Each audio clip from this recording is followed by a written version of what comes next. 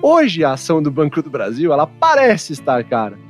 E, de acordo com a minha memória de mercado, é óbvio que eu vou achar que tá caro. Eu comprei nos 25, 26, 27, 25, 26, 27. Agora tá 47, 48 no momento que a gente tá gravando aqui. Tá caro ou tá barato? Você vê a empresa com valor patrimonial a R$56, empresa pagando 40% de payout, e esses 40% correspondem a uns 10% de dividendo líquido, livre de imposto, bonitinho na tua conta. E aí você pergunta, tá barato ou tá caro? Baseado em dados, barato. Baseado na tua memória de mercado, super caro. Super caro, exato. E o que você faz? Então, assim, vai de você elevar essa memória de mercado e assumir que você realmente ainda está pagando uma empresa barata, que te dá um fluxo constante de dividendos, que é muito importante para o investidor, pessoa física, que está começando. Cara, receber dividendo de 2 em 2 meses, ela paga acho que 8 vezes. 8 vezes. Em 12 meses do ano, ela paga 8 vezes. 8 anúncios. Exatamente. Então, assim, muito importante esse tipo de coisa. Então, assim, você vai comprar 47. Se você for ver pelos dados, pelo que ela apresenta, baseado no que a gente gosta de olhar para banco, valor patrimonial, ROI, tá barata. Ela tá barata. Agora, a memória de mercado acaba influenciando. E não deveria influenciar principalmente quem está começando. Então, a gente sempre, assim, a nossa história diz que a gente conseguiu prosperar na Bolsa em função do hábito de manter aportes regulares. Sim. Então, assim, a gente é muito disciplinado nisso. Foi no começo, hoje talvez a gente se dê o luxo de não aportar todos os meses para esperar uma coisa ou outra, baseado em feeling, baseado em alguma coisa que a gente desenvolveu. Agora, a pessoa que está começando, ela não tem o hábito. Cara, olha como é engraçado. Você criar o hábito de ir na academia, talvez você crie um hábito em 3 meses. Na Bolsa, não é 3 anos para você criar o hábito. Na Bolsa são 5, 7, 9 anos para você criar o hábito, porque é um negócio que você vai fazer para o resto da sua vida. Então é muito mais difícil esse hábito aplicado em bolsa de valores do que aplicado em qualquer outra coisa que você vai fazer na tua vida, né? Então a gente, o que eu acho que eu diria para essa pessoa, baseado em números, está barato, vai comprar? Eu acho que é uma boa opção para você estudar, para você analisar. Tem que ver o que a pessoa aceita. Uma coisa que eu uma vez falei pro pessoal que, enfim, tava meio nessa pergunta. Aí primeiro, eu falei, cara, o que você, na minha visão, tá? Vocês podem me corrigir se vocês acharem que eu tô errado. O que eu me importo mesmo é na conclusão de toda a minha análise, que pra mim é o preço teto que eu tenho. O preço teto pra mim é a conclusão de tudo. Você analisou a empresa, você viu as vantagens competitivas, os riscos, as oportunidades, você fez aquilo, você estipulou quanto vai pagar dividendo, você fez a sua projeção, ou você usou o médio, se você quiser, fez uma coisa meio junta, enfim. Terminou, você tem o preço teto.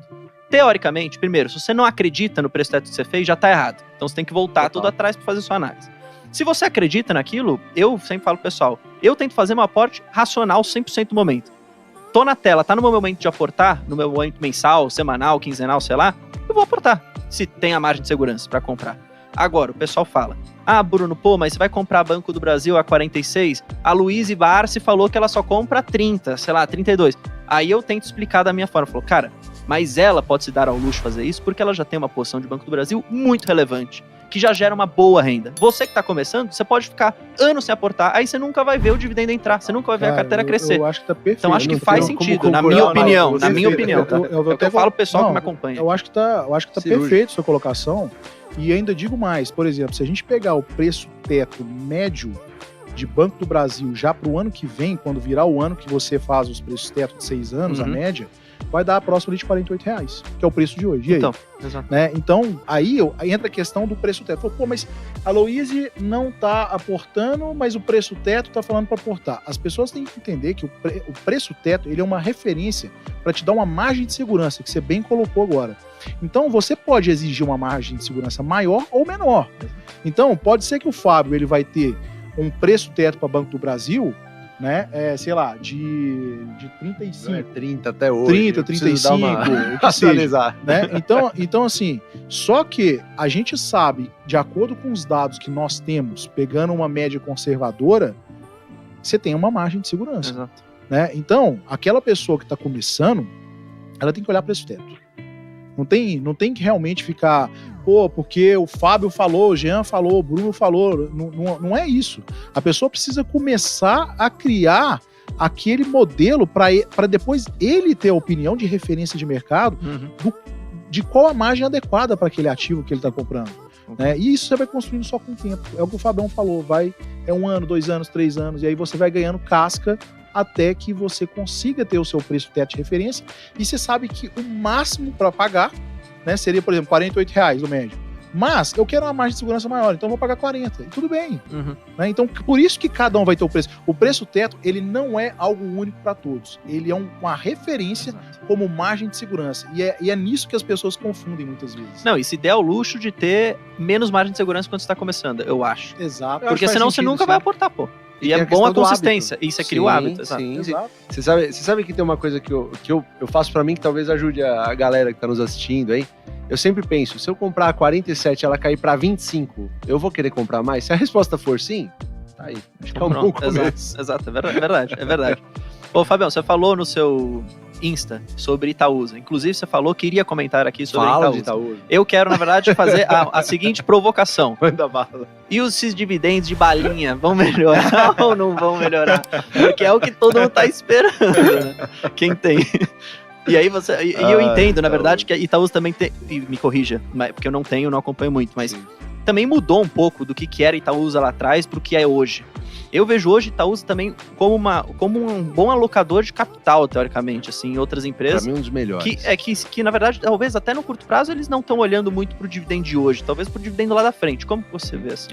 Cara, quando eu falei que ia falar da Itaúsa, é porque eu acho que eu sobrei lá da Itaúsa, o Barsi vendeu. Então, o Barsi falou mal dela. Não, entre aspas, né, lógico, mas assim, a gente tem que sempre entender contextos, né, antes de entender racionais, né, de compras de determinadas empresas.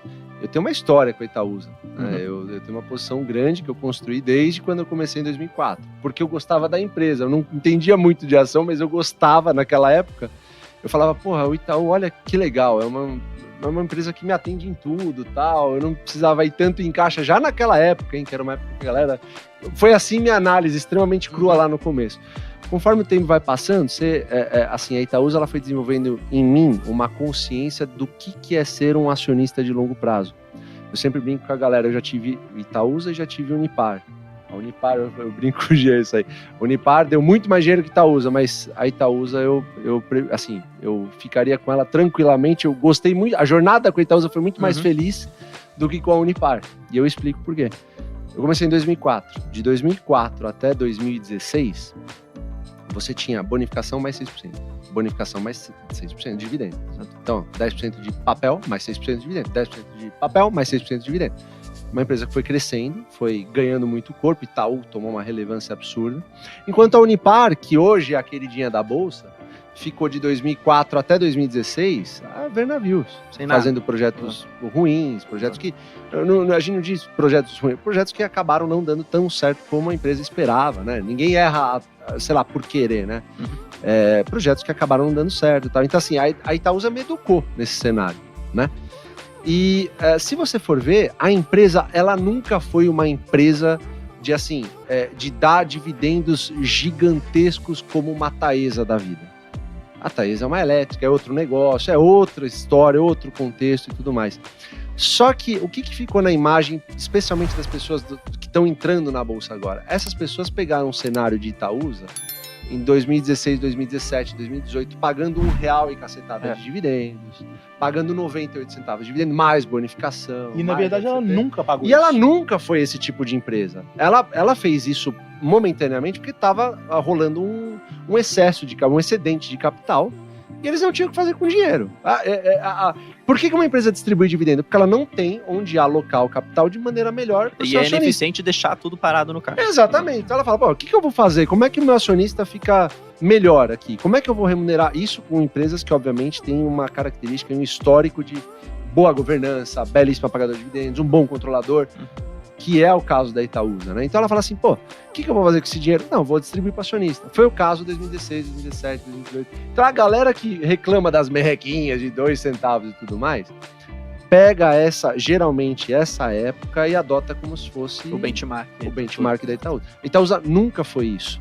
Para mim, é um caso clássico, até o Setúbal falou hoje, inclusive, uma coisa que eu também, como acionista, vejo. A Itaúsa, para mim, é um caso de dividendo e crescimento, que é uma empresa que dá cerca dos seus 6% ao ano, costuma dar bonificação de 10% agora, ao ano, acabou soltando uma subscrição de capital e a justificativa do controlador foi que o melhor emprego do capital agora, que vai ser fruto da subscrição, é justamente para pagar a dívida.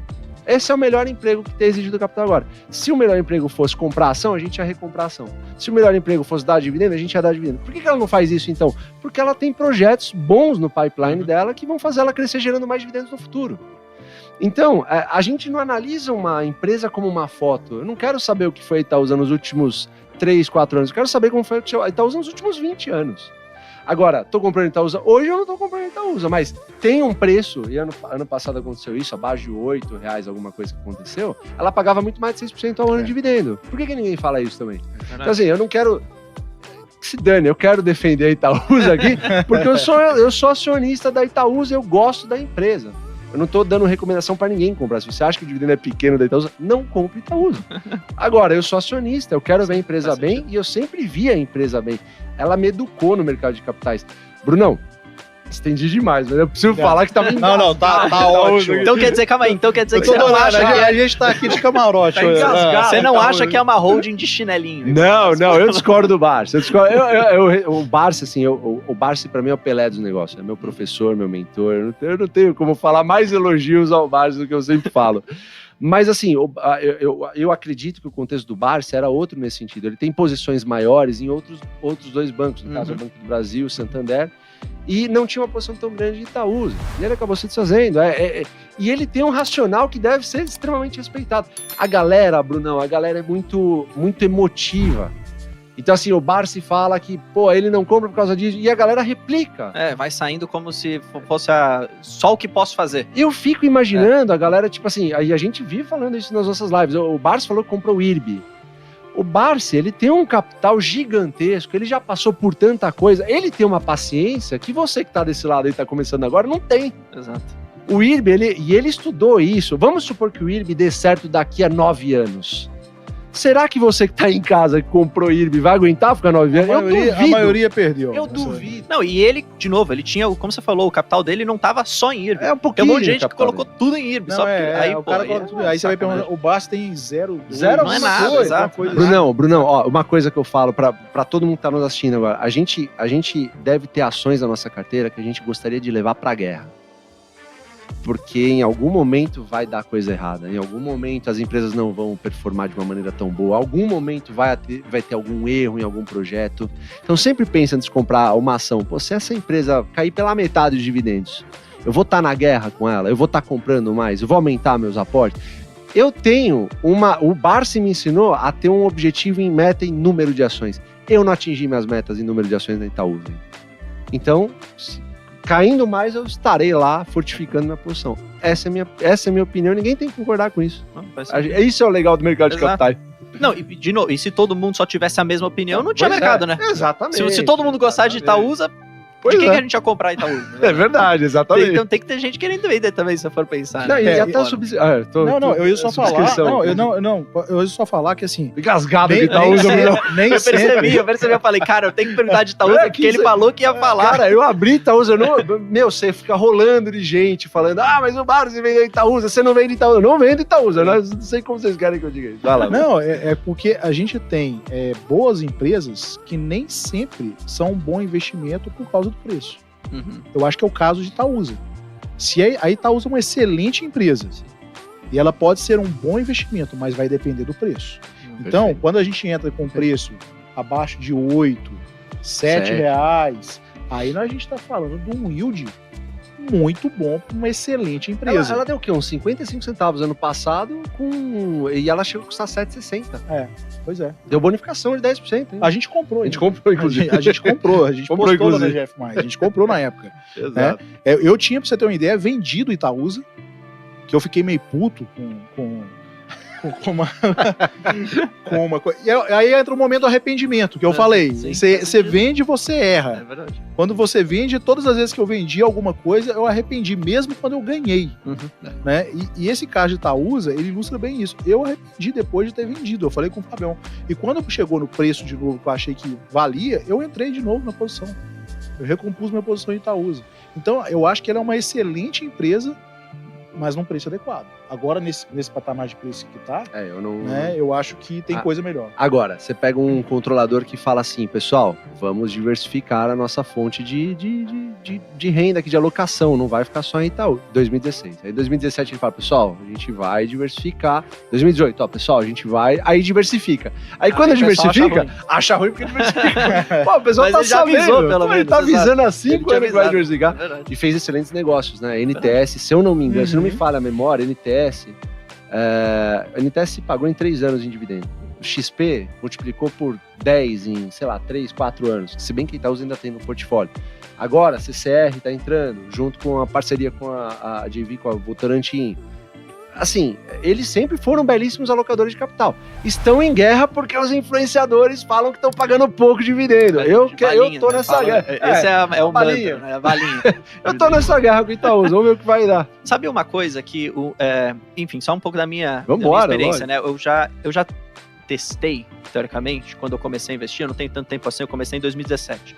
Foi quando, de fato, eu colhi a minha grana ali do que eu tinha empreendido sozinho no passado. E aí eu falei, cara, preciso começar a investir. Eu lembro que na época tava tudo na poupança do Itaú.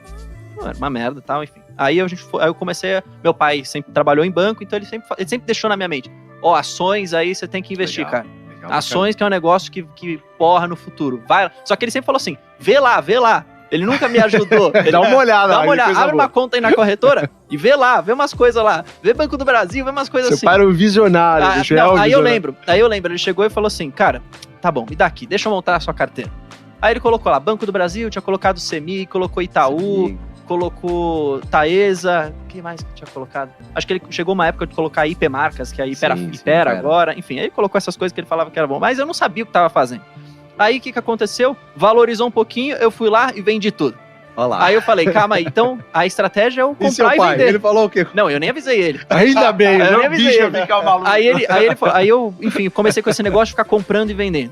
Só que aí começou a entrar na minha mente, não aquela visão que ele queria me passar, que era se torne sócio de um negócio. Começou a entrar na minha mente naquela época a questão de olhar um número, só uma cotação. Que aí eu comecei a ver que eu tava me dando errado. Quando que, na verdade, eu percebi, e na verdade eu tive mais certeza, assim, que, você tem que se tornar sócio de um negócio que existe. Quando eu fui a primeira vez, em 2018, que eu fui pra Bonito, a gente foi de carro, e passando ali nas fazendas, na estrada, na verdade, você tem as plantações de eucalipto gigantescas da Suzano. Todas as terras ali são da Suzano. E uma fábrica, enfim, que agora, na verdade, tá construída, mas você tinha outras áreas ali. Você fala, cara, isso daqui é uma empresa que tem uma cotação lá, mas é isso daqui que tá valendo, entendeu? É a plantação, é o cara que tá trabalhando, é a fábrica que eles estão colocando de pé, é o negócio que eles estão fazendo rodar, é o caminhão que tá saindo. Então, quando você começa a perceber isso, você fala, cara, eu invisto nisso, e não no númerozinho. Aí mudou assim, o pensamento. E vocês têm feito um trabalho muito bom nesse sentido, porque acho que muita gente de 2020 pra cá, muita gente entrou na bolsa com esse viés também, mais de trader, porque, juros tá lá embaixo, não sei o que fazer, mas acho que agora o cara que fica e que tá voltando, tá com esse viés, assim, mais, eu acho, que é se tornar realmente um investidor empreendedor, que ainda tem um longo caminho pelo Brasil, na minha visão. Mas, eu acho que o pessoal tem pensado dessa maneira, e isso dá uma tranquilidade gigantesca, assim, pra investir, minha opinião. O que você tá falando ainda, você já teve a oportunidade de visitar uma empresa? Visitar, cara, das que eu invisto, não. Não, nunca foi. Nunca. Cara, a gente visitou agora a Klabin, né, no início do ano, e foi a primeira vez que eu tive a oportunidade de visitar uma empresa também. E eu te falo que foi fantástico. Bizarro, deve ser bizarro. É uma coisa que, por mais que a gente fale no dia a dia, né, você tem que ser sócio, mas quando você vai lá, você vê, igual você falou, aquele tanto de eucalipto, né, aquelas máquinas gigantescas, né, uma produção assim, o brilho no olho de cada um. Você fala, cara, não é possível.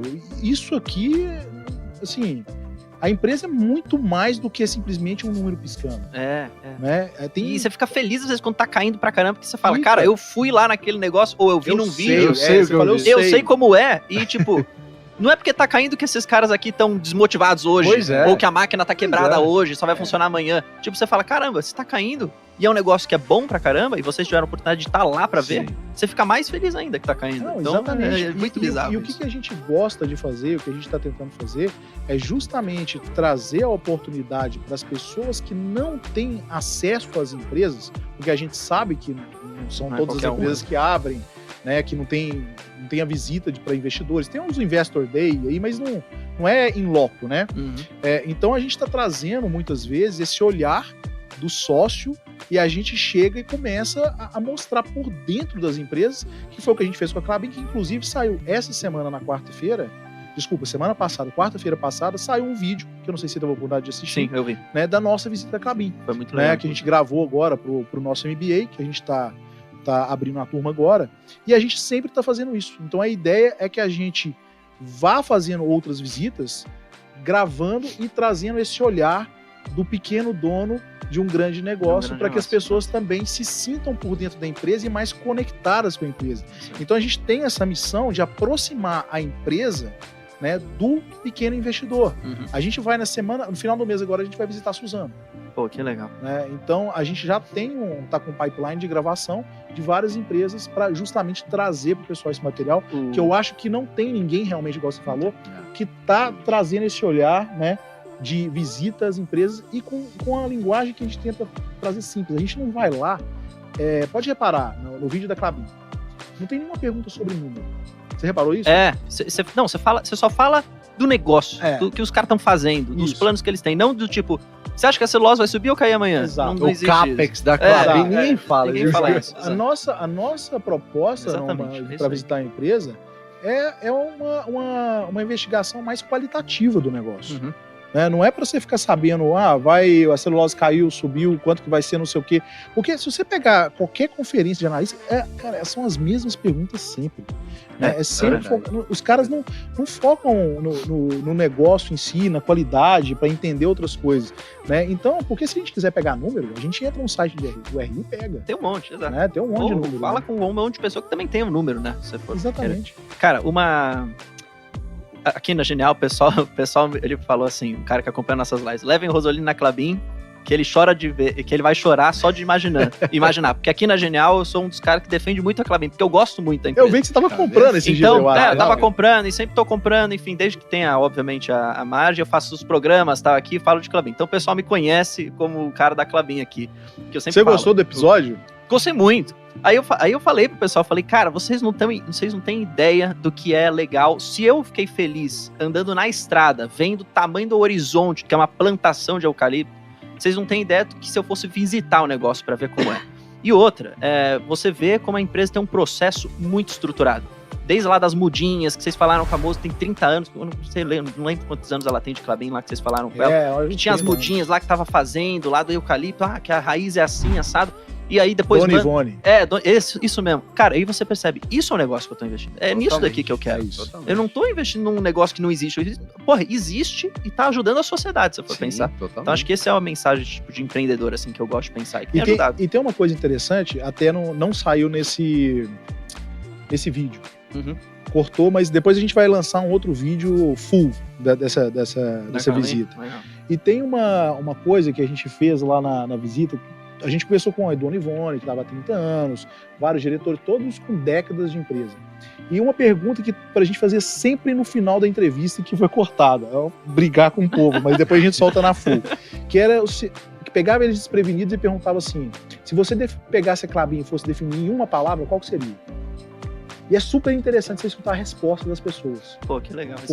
Porque é de forma espontânea, né? Então, eu vou deixar no ar isso, quando sair, aí vocês vão assistir. Uma olhada. Mas eu tenho certeza que quando o pessoal escutar a resposta de cada uma dessas pessoas que a gente entrevistou, eles vão ver que tem um brilho no olho de cada um. Então, é uma empresa que tem uma cultura muito forte e isso passa pra frente lá dentro. Você sente isso das pessoas, que é real.